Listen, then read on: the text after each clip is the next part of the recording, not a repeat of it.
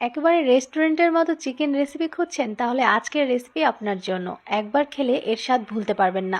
অনেক বেশি মজার, খুবই কম সময়ে রান্না। একই রকম রান্না ভালো লাগে না, মাঝে মধ্যে একটু ডিফারেন্টভাবে রান্না করলে খেতে অনেক বেশি টেস্ট হয়। প্রথমেই প্যানে তেল দিয়ে দিলাম, এর মধ্যে আস্ত জিরা দিয়ে দিব 1 চা চামচ, সেই সাথে আস্ত ধনিয়া 1 চা চামচ, কয়েকটা শুকনা মরিচ দিয়ে দিব, 1 কাপ পেঁয়াজ কুচি অ্যাড করে দিব। এখন কিছু গরম মশলা অ্যাড করব, আর সব কিছু কিন্তু আমি হালকা ভেজে নিয়ে এখানে গরম মশলা নিয়েছি, সাদা কালো গোলমরিচ, এলাচ, দারচিনি, লবঙ্গ আর অল্প করে জয়ত্রী পাতা, একটা কালো এলাচ নিয়েছি, এটার ভেতরের অংশটুকু শুধু দিব। ভেজে নিতে হবে আর পেঁয়াজটা হালকা ব্রাউন করব, যখন এটা খুব সুন্দর ঘ্রাণ পাওয়া যাবে। তারপর এখানে পেঁয়াজটা যখন হালকা ব্রাউন কালার হয়ে আসবে, আমি একটা টমেটো টুকরো আর কাঁচামরিচ দিয়ে দিলাম। আরও 1 মিনিটের মতো ভেজে নেওয়ার পর ব্লেন্ডার জারগুলো উঠিয়ে নিচ্ছি ব্লেন্ড করার জন্য। কড়াইতে বাকি যে তেল চিকেনগুলো এখন ভেজে নেব।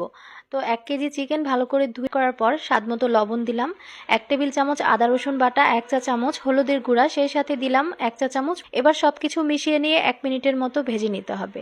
এখন অ্যাড করব ব্লেন্ড করে রাখা মশলাগুলো। এবার চিকেনের সাথে জারটার মধ্যে অনেকটাই মশলা আছে, তো 1 কাপ গরম পানি দিয়ে জারটা ভালো দিব। চুলার আঁচ বাড়িয়ে রেখে মশলা আর চিকেনটাকে খুব ভালোভাবে কষিয়ে নিতে হবে। মশলা থেকে তেলটা সেপারেট করে দিব আরও 1.5 কাপ ফুটন্ত গরম পানি।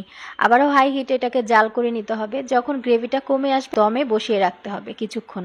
পুরো রান্না চুলার আঁচটা বাড়িয়ে ঢাকনা ছাড়া করে নিতে হবে। অল্প সময়ে ঝটপট এই চিকেন রান্নাটা হয়ে যায়, খেতে অনেক বেশি মজার, ভাত আর সব কিছুর সাথে দারুণ লাগে খেতে।